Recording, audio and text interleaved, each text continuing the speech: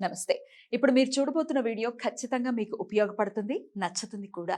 మరి మీకు నచ్చిన విషయం నాకు తెలియాలి అంటే ఈ వీడియోని మీరు లైక్ చేయాలి, షేర్ చేయాలి, అలాగే మన ఛానల్‌ని సబ్స్క్రైబ్ చేయాలి. మీ సపోర్ట్‌ని నాకు అందిస్తారు కదూ! ఓకే. ఇప్పుడు వీడియోని స్టార్ట్ చేద్దాం. నమస్తే. Welcome to our channel. నేను పద్మిని. ప్రస్తుతంతో పాటు ప్రముఖ ఆధ్యాత్మికవేత్త, ప్రముఖ న్యూమరాలజిస్ట్ లక్ష్మీ నరసింహస్వామి ఉపాసకురాలు శ్రీమతి స్రవంతి గారు మనతో పాటు ఉన్నారు. మాట్లాడదాం. నమస్తే అక్క. నమస్తే పద్మిని. అక్క బాగున్నారా? బాగున్నా. చాలా రోజులు అయిపోయింది. పండగలేమో గాని వెలవెలబోయింది మా స్టూడియో. You know that. నాకు కూడా అయ్యో వెళ్ళలేకపోతున్నా ఐమ్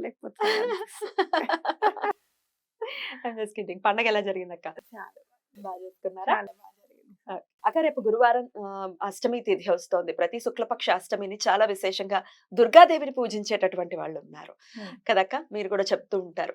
సో రేపటి రోజున విశిష్టత ఏంటి, రేపటి రోజున ఎలా మనం అమ్మవారికి సేవ చేసుకోవచ్చు అనేది మీ ద్వారా తెలుసుకోవాలనుకుంటున్నాను. చెప్తారా? తప్పకుండా చెప్తాను. అష్టమి అనగానే చక్కగా దుర్గా అమ్మవారిని పూజించడం అనేది మన దైనందిన జీవితంలో ఒక భాగంగా చేసుకుంటే అమ్మవారు అసలు భోజనానికి అనేది లోటు లేకుండా చూస్తారు అని ఖచ్చితంగా చెప్పుకోవచ్చు. బ్యూటిఫుల్. అష్టమి తిథికి ఒక వైశిష్ట్యం ఉంది. చంద్రుడు ఎప్పుడు కూడా ఆ 2 అష్టముల్లోనూ ఒకలాగానే ఉంటాడు అనమాట. నవమికి అలా ఉండడా? నవమికి అట్లా ఉంటుంది. ఎంతో కొంత వ్యత్యాసం ఉంటుంది. అష్టమికి మాత్రమే అలా ఉంటుంది అనమాట. వ్యత్యాసం లేకుండా ఉంటాడు చంద్రుడు. అందుకే అష్టమి నాడు కళ్ళల్లో అష్టమి చంద్ర విభ్రాజ అంటే అలా ఏమాత్రం ఎప్పుడు కూడా డిఫరెన్స్ లేని ముఖవర్చస్సుతో అమ్మవారు వెలుగొందుతూ ఉంటారు అని లలిత సహస్రనామంలో మనం చదువుకుంటూ ఉంటాం. అయితే గురువారం అష్టమి వచ్చినప్పుడు ఎవరిని పూజించాలి? మనము అనఘాదేవిని పూజించుకోవాలి. అనఘా. అలా రావడం అనేది చాలా అదృష్టం. మనకి గురువారం నాడు అష్టమి రావడం అనేది చాలా అదృష్టంగా భావించవచ్చు. గురువారం కానీ శుక్రవారం కానీ. శుక్రవారం అష్టమి వచ్చినప్పుడు దుర్గా అమ్మవారిని పూజించుకుంటాం. గురువారం అష్టమి వచ్చినప్పుడు అనఘా మాతని పూజించుకుంటే చాలా మంచిది. అసలు అష్టమి నాడు అనఘా అమ్మవారిని అమ్మ అనఘా లక్ష్మి అని చెప్పి మనం 2 చేతులు ఎత్తి దండం పెడితే కూడా సరిపోతుంది అనమాట. ఎలా పూజించుకోమంటారు చెప్పండి. అనఘా అంటే పాపము లేనిది అని కదా అర్థము. అలాంటి పాపాలన్నీ కూడా వెళ్ళిపోతాయి. అయితే రేపు ప్రత్యేకంగా మనకి కర్ణాటక సైడ్ అంతా కూడా శాకంబరి అమ్మవారిని చక్కగా 9 రోజులు నవరాత్రులు చేసి పౌర్ణమి రోజు పుష్య మాసం పౌర్ణమి వస్తుంది కదా, అప్పుడు ఉత్సవాలు చేసుకోవడం అనేది ప్రతీతి అనమాట. మనం ఇక్కడ ఏం చేసుకోవాలి? మనకు అంత అలవాటు లేదు కదా. అంటే శాకంబరి అమ్మవారిని మనం ఎప్పుడు చేసుకుంటాము? ఆషాఢ మాసంలో చేసుకుంటాం. అయితే ఇప్పుడు కూడా చేసుకుంటే చాలా మంచిది. ఎందుకంటే ఆషాఢ మాసం అనేసరికి దక్షిణాయన పుణ్యకాలం స్టార్టింగ్ మనం చేసుకుంటున్నాం. ఇప్పుడు ఉత్తరాయణ పుణ్యకాలం స్టార్ట్ అయింది కాబట్టి ఇప్పుడు కూడా అమ్మవారికి శాకంబరి అమ్మవారికి కన్నా చేసుకుంటే మనం తినే భోజనమే మనకి మందు అసలు. అవునా కాదా? కాబట్టి మనం అమ్మవారికి రేపు ఏం చేస్తారు? మీరు కూరలు అన్ని కొనుక్కుని ఉంటారు కదా, అందులోంచి కొన్ని కూరగాయలు పక్కకు పెట్టి అమ్మవారికి నైవేద్యంగా పచ్చివి అలంకరించవచ్చు. అలంకరించినవన్నీ కూడా మనం వండుకోవచ్చు. అయితే అలంకరణ చేయడం కుదరదు అనుకున్నప్పుడు చక్కగా ఒక బుట్టలో అన్ని కూరలు పెట్టేసేసి అమ్మవారికి దగ్గర పెట్టడము. అమ్మ ఏం తిన్నా కూడా మాకు మంచి ఆహారం తినే బుద్ధిని ఇవ్వు అని చెప్పి కూడా అమ్మవారికి దండం పెట్టుకోవాలి. అంటే జంక్ ఫుడ్ ఏది కూడా పిల్లలకి రీచ్ అవ్వకూడదు, మనం కూడా వండి పెట్టకూడదు అన్నమాట.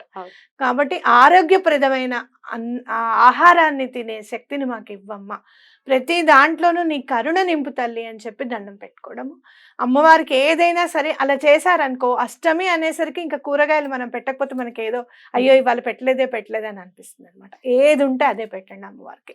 ఇప్పుడు మాకు అలవాట్లేదు కాబట్టి అడుగుతున్నాను, ఏ కూరగాయలు పెట్టమంటారు ఒకసారి చెప్పండి. ఫర్ ఎగ్జాంపుల్ వంకాయలు, బీరకాయలు, మనం తినేవి ఏవైనా కూడా, ఆకుకూరలు ఒకటి, కొత్తిమీర అవి ఉంటాయి. ఎందుకంటే ఎక్కడైనా కూడా అమ్మవారికి వంటలో కూడా సువాసన అనేది చాలా ఇష్టం అని చెప్పి మన అందరికీ తెలిసింది. అలాంటి సువాసన కరివేపాకుతోనూ కొత్తిమీరతోనూ వస్తుంది. అవునా కదా? ఒక్క తోటకూర ఒకటి నైవేద్యంగా పెట్టరు మన ఇళ్లలో. ఎందుకంటే శనివారం నాడు మనం దానం ఇచ్చేదిగా చూసుకుంటాం, పితృదేవతలకి ఎక్కువగా వాడతారు కాబట్టి తోటకూర పెట్టడానికి భయపడతారు. అర్థమైందా? అలాంటప్పుడు పాలకూర అలాంటివి పెట్టుకోవచ్చు. అయితే విశ్వామిత్ర సృష్టి అని ప్రత్యేకంగా కొన్ని కూరగాయలు ఉన్నాయి. వంకాయ ఒకటి, అలాగే బంగాళదుంప ఒకటి. బంగాళదుంప అవును. ఇలాంటివన్నీ కూడా పెడితే చాలా మంచిదన్నమాట. అబ్బో! ఆయన సృష్టించినవి మంచి టేస్టీవి సృష్టించారు. ఇలాంటివి రైట్. పెడితే చాలా మంచిది. రైట్. ఆ! అయితే మీరు మనం మామూలుగా వాడుకునేవి ఏవైనా కూడా చక్కగా పెట్టుకోవచ్చు అమ్మవారి దగ్గర. హ్మ్. అన్నపూర్ణాష్టకం చదువుకుంటే చాలా మంచిది. మరి శాకంబరి అమ్మవారికి మనం ఏం చదువుతాము అంటే అన్నపూర్ణాష్టకం చదువుకొని హ్మ్. అమ్మవారికి చక్కగా శివుడికే అమ్మ అన్నం పెట్టినమ్మ. కాబట్టి తప్పకుండా మమ్మల్ని అందరినీ కూడా ఆరోగ్యప్రదమైన ఆహారం తినేటట్టుగా చూడు తల్లి అని చెప్పి దండం పెట్టుకోవడం. మామూలుగా మనం అన్ని దీపాలు వెలిగిస్తాం కదా! ఒక్కటి శాకంబరి అమ్మవారికి అని చెప్పి త్రిమూర్తి స్వరూపిణిగా మనం అమ్మవారిని దండం పెట్టుకుంటాం. ఎక్కడ చూడు త్రిమూర్తి స్వరూపిణి. మనం ఇప్పుడు లలిత అమ్మవారిని చూసుకుంటే ఇటు శ్యామలమ్మ, అటు వారు. వారాహి అమ్మ, ఇటు లలితమ్మ ముగ్గురు ఆ. త్రిమూర్తి ఆత్మకం. అట్లా ఎక్కడ కూడా త్రిమూర్తి స్వరూపిణి అమ్మవారు కాబట్టి తప్పకుండా అనగా లక్ష్మి కూడా త్రిమూర్తి స్వరూపం. అవును.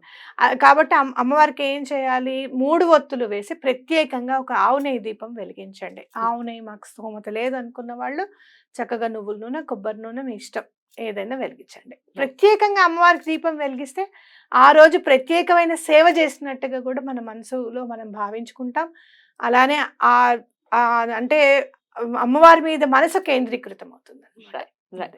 అనఘాదేవిని కూడా పూజించండి అన్నారు కాబట్టి ఎట్లా పూజించమంటారు అమ్మవారిని? అనగా అమ్మవారిని పూజించాలి అనుకుంటే ఫస్ట్ అనగా దత్తుణ్ణి కూడా అష్టోత్తరం చదువుకొని అనగా దత్త అష్టోత్తరము అలాగే అనగాదేవి అష్టోత్తరము ఉంటాయి.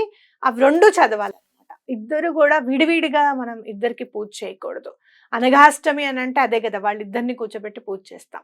అలా ఎవరైనా గనక అనగాష్టమి చేసుకోవాలనుకుంటే కూడా రేపు చాలా మంచి రోజు. చేసుకోవచ్చు. గురువారం అష్టమి కలిసి వచ్చింది కాబట్టి చాలా మంచి రోజుగా మనం భావించవచ్చు. మొన్న అనఘాష్టమికి మిస్ అయ్యాము మార్గశీర్ష మాసంలో అనుకున్న వాళ్ళు కూడా అనుకున్న వాళ్ళు చేసుకోవచ్చు కదా? చక్కగా చేసుకోవచ్చు. ప్రకృతి ఎప్పుడు కూడా మనకి అంటే వరం అనేది ఇస్తూ ఉంటుందన్నమాట.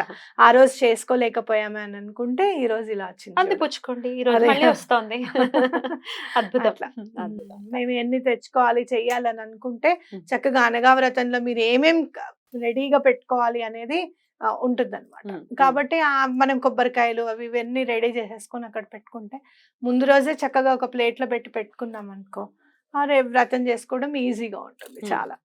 ఒకటే మనం చూసుకోవాల్సింది ఏంటంటే ఈశాన్యం ఎటు దక్షిణం ఎటు అన్ని మనం ప్లాన్ చేసుకొని ఎక్కడెక్కడ పెట్టుకోవాలనేది పుస్తకంలో ఇస్తాడు కదా? పుస్తకంలో ఇస్తాడు కానీ అప్పటికప్పుడు చూసుకోవాలిగా. అవును. మొబైల్లో ప్రిపేర్ అవ్వమంటున్నారు. ప్రిపేర్ అవ్వడానికి 10 నిమిషాలన్నా పడుతుంది కనీసం. ప్రిపేర్ అయిపోతే పూజ దగ్గర ఏదో ఆగి చేసుకున్నట్టుగా కాకుండా మనం చేసేసుకుంటాం అన్నమాట. తెలుస్తుంది కాబట్టి. అలవోకగా చేసేసుకోవచ్చు. అద్భుతమైనటువంటి రోజు మరొకసారి. అంటే మీరు అన్నట్టుగా ప్రకృతి ఎప్పటికప్పుడు ఇస్తూనే ఉంటుంది. మనం మనకు తెలిసిందా దాన్ని వినియోగించుకుంటున్నావా అనేది మన చేతుల మీదనే మన చేతుల మీదే ఉంటుంది. ఉంటుంది. ఎవరైనా కూడా రేపు అంటే చాలా విశిష్టమైన రోజు నిజంగా గురువారం వస్తే గనక కాలభైరవుడికి కూడా మీరు దీపం పెట్టాలి, కూష్మాండ దీపం పెట్టాలి అనుకుంటే కనుక అంటే అది చాలా బహుళ మంచిది. పక్షంలో చేస్తారు. ఏ అష్టంలోనే చేసుకోవచ్చు. అసలు గురువారం వచ్చిందంటే గురువు అనుగ్రహం ఉంటుంది కదా. మీకు శని భగవానుడికి ప్రీతి పొందాలి అంటే కాలభైరవుని పూజించడం కూడా చాలా మంచిది.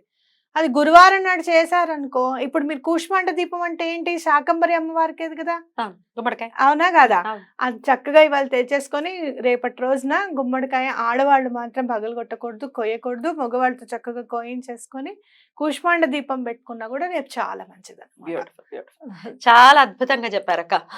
వైశిష్ట్యం ఉండటం ఓకే, అర్థమయ్యేటట్టు చెప్పటం దానికి ఏమేం చేసుకోవాలి అనేది బోల్డ్ అంత కళ కావాలి. బోల్డ్ అంత ఉంది ఆ కళ మీలో.